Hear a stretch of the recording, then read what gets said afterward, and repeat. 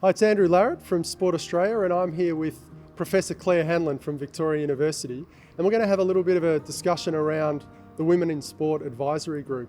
So Claire, for a start, can you tell us why you established it? To create a proactive, streamlined, coordinated approach for advancing women in sport, there was a need to create change at a greater capacity. And in order to do that, the advisory group's been formed, and they comprise key influencers. And they're going to be addressing two questions. First of all, where do we want women in sport to be positioned by 2030? And how are we going to get there? So I hear you've started only in May, a couple of months ago. So what are some of the achievements so far? To date, we've created a vision, and that vision is no boundaries for women and girls in sport and physical activity by 2030.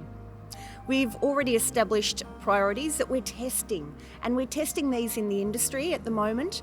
Not only testing, but we're looking at global learnings, what has been happening in sport and external to sport that these priorities have been associated with. What learnings can we gain from that to apply in Australia to help us increase the pace of change here?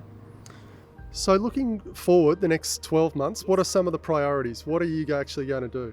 Well, once we've tested the priorities, our next meeting's in September.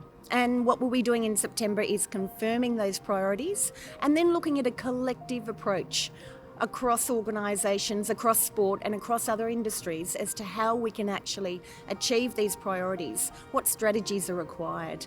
So stay tuned, because in September we'll be able to announce those priorities and work from there.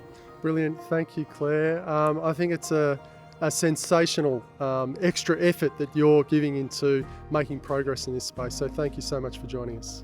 Thanks, Andrew. It's a collaborative approach by everyone, and if we all move forward, we look forward to advancing women in sport at a greater capacity. Well done.